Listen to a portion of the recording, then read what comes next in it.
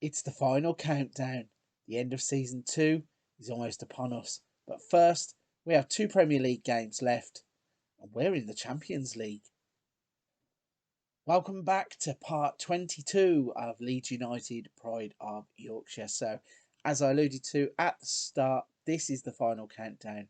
The Premier League campaign has 2 games left, and we're going to bring you both of those games today. We have Brighton and Hove Albion to play, and then we will be playing against Brentford in the final game of the season.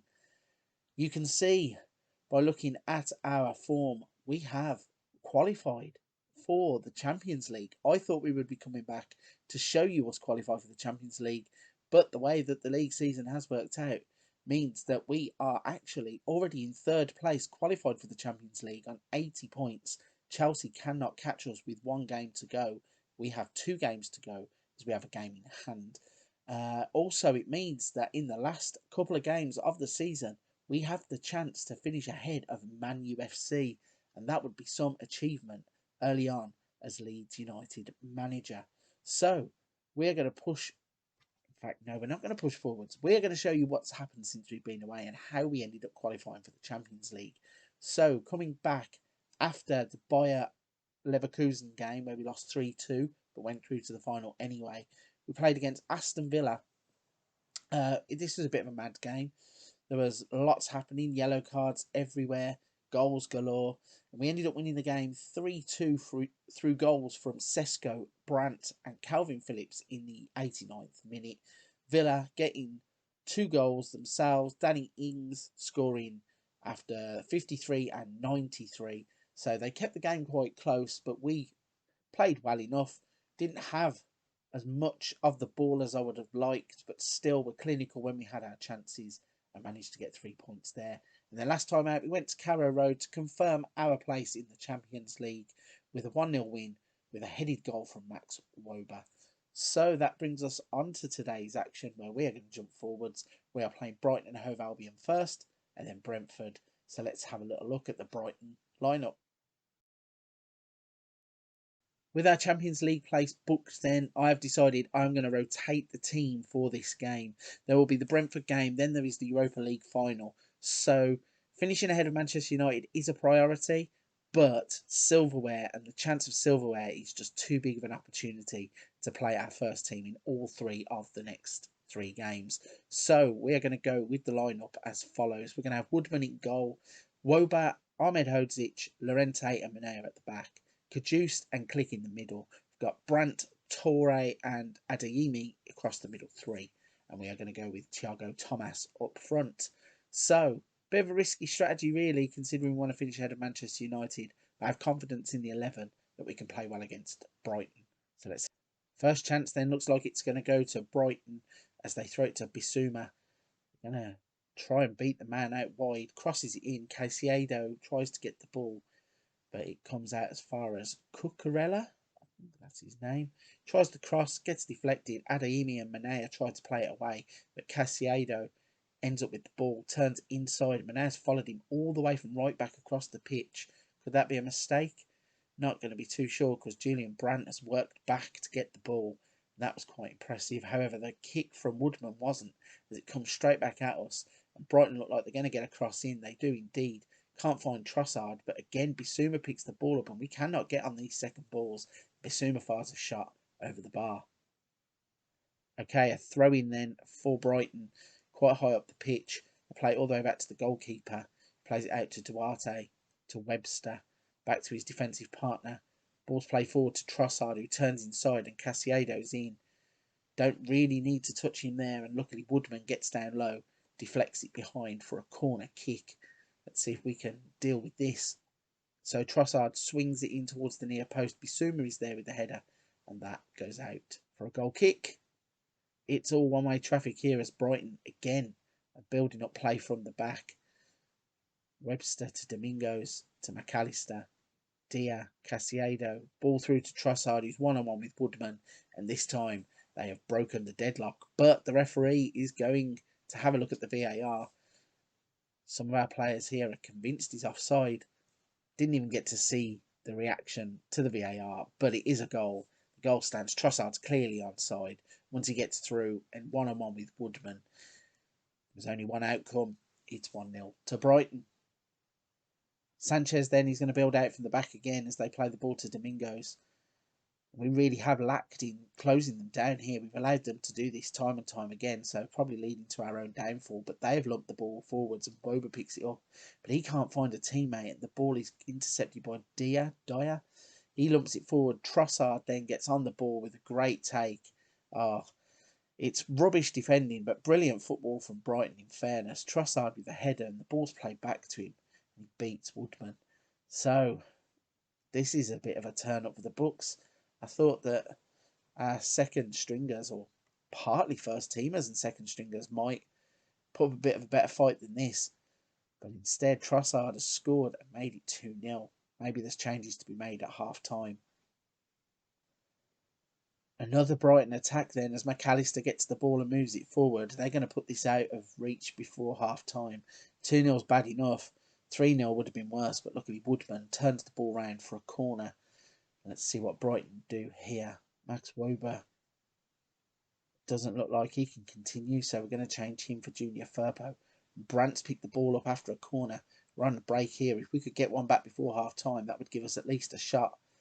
Let's see where he's going to go. He pulls the ball back to Cajuste, plays it back to Wober, and nothing comes of it because it's half time and it is 2-0, and we are going to have to make some changes in the second half.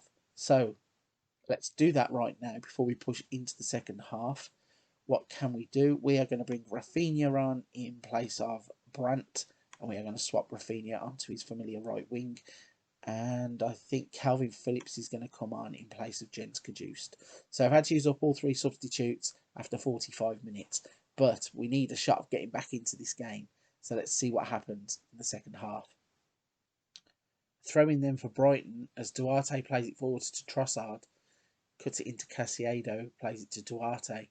Trossard into the middle, but it's dealt with. Wow, Adeyemi gets on the ball. He's going to try and run at them. Beats one man, then gets dispossessed, basically. I thought he might have gone down for a foul, but they took the ball cleanly. They do lump it forward, though, Brighton, and we're going to get the ball back as Phillips drives towards them. Can he have a shot from there? He can, but it's over the bar. Another throw-in then for Brighton. They've had quite a lot of throw-ins. We deal with this one well. Junior Firpo plays it to Thiago Thomas. He beats a man, goes across the middle of the park and plays it to Rafinha. He then swings the ball all the way out to Karim Adeyemi, who just about keeps it in play. He's tight to the line, but cuts it back to Phillips, who plays it across the box. There's Click, sets it up for Manea. Could have had the shot. Instead, turns back, tries to cross the ball. And unfortunately, the Brighton player intercepts. And now they're turning into a counter-attack as Trossard is in. Goes towards the corner flag, though. Plays the ball across into the middle, and Deer is there. He then plays it back. Cross to Alzate, and then Byrne hits the ball. It goes out for a goal kick. Goal kick then for Brighton, and again they are building out from the back. They do play some decent football out from the back. If only we could catch them off guard here with the press, but it seems like they're playing well enough. And Trossard is in again. McAllister. Trossard's going to get the ball, and if he plays it forwards, there's McAllister. And luckily for us, I think it's either gone just out or Woodman has made a save. Not very often I will probably admit to making mistakes in my saves, but this probably is one where I probably should have played my first team. Bit of a wasted opportunity as we go out with a bit of a whimper with a 2-0 loss to Brighton. Fingers crossed there is one game left for us to finish the season on a high. Let's see what happens when we play against Brentford.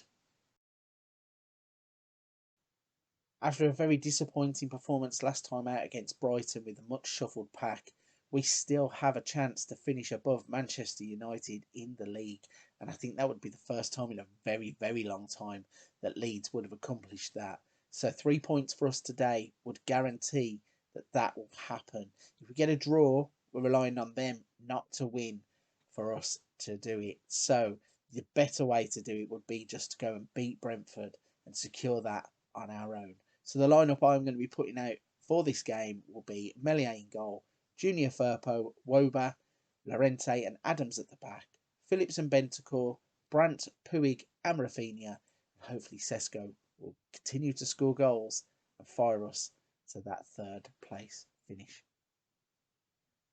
Straight from the kickoff here, then, something is about to happen as Brandt plays the ball forward. Sesko's in behind. Sesko's going to give us the lead after 11 seconds. That's amazing. That's probably one of the quickest goals I've ever seen in a Football Manager game. It's pretty much A to B to goal. So Sesko Phillips. Now Sesko's just going to take off straight up the middle of the pitch. Brandt launches it over the top. Sesko takes the touch, beats the goalkeeper, and side foots it into an empty net after 11 seconds. We're 1-0 up. It's crazy to think it's half time, it's 1-0, and that shot after 11 seconds was the only clip that Football Manager decided to give us in this last game of the season. So no need to change anything. We're going to push forwards and see what happens in a hopefully more eventful second half. A throw in then as Brentford are knocking the ball about. They cross it in. Petkovic tries the header. Instead, it falls out to Onyeka. Oh my gosh, what a strike that is. It looks like the ball might have gone in off of the underside of the bar. Goal line technology in this game isn't very good. Unless there's a way, somebody can tell me if there's a way we can swap the camera angle around to see that differently. I do not know. But all the ones I've seen, you can't judge anything from there other than the fact that the referee said the ball didn't cross the line. So we will judge it as the ball didn't cross the line. But whilst I'm babbling on, Balcom plays the ball forwards. We deal with it at the back. Rafinha plays the ball into Sesko, and Sesko this time cannot beat Balcom. And anyway, he says at the bottom he was offside. 61 minutes on the clock, so you know what that means. It's time for some substitutions. We are going to give Tyler Adams a rest at right back, and we are going to bring Karim Adeyemi on up front to see if he can influence the game. And also, I'm going to give Rafinha a bit of a rest before the Europa League final by bringing on Daniel James. Let's see what happens in the final half an hour of the game. Goal kick then with Meslier. He plays it short to Woba. Plays it back to Meslier. And then Llorente is going to bring the ball forward. Bentancur gets involved. And then Cajuste plays the ball back to Llorente. Knocking it around quite nice here. Let's hope there's some end product. And Pui plays the ball over to Adeyemi. And he has skewed his shot well wide. Well worked play. Poor finish. That then brings the curtain down on our second full Premier League season in charge of Leeds United. And I would say that is a complete success. Third place in the league, above Manchester United. If you would have offered me that at the start of the season, you would have snapped your hands off. In this game, we have won 1-0 through that goal after 11 seconds from Benjamin Sesko. So let's jump back to the home screen so we can celebrate a bit more, finishing above Manchester United.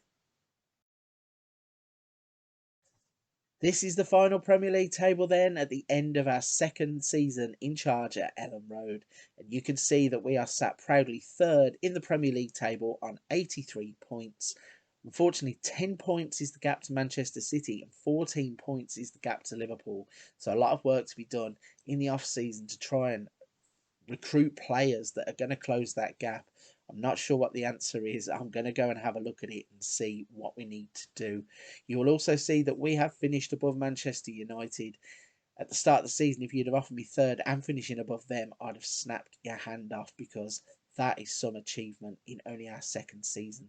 In a project where we are still building this team after we began with a team that basically was mid-table team at the start of the game.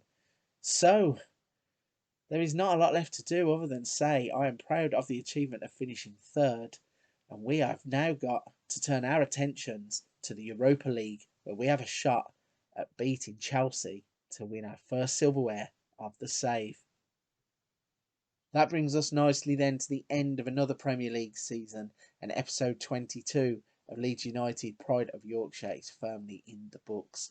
So, off to celebrate finishing third place in the Premier League and above our fierce rivals, Man U FC. But next, we are going to be turning our attention to the Europa League as we look forward to playing another Premier League team in Chelsea. So if you're at this point at the video and you're still watching, still enjoying the content, please don't forget to hit the subscribe and like button to help the channel out. Every single person that does that, I appreciate it so much. But for this one, I'm going to wrap it there, and I'll see you next on the Europa League final special.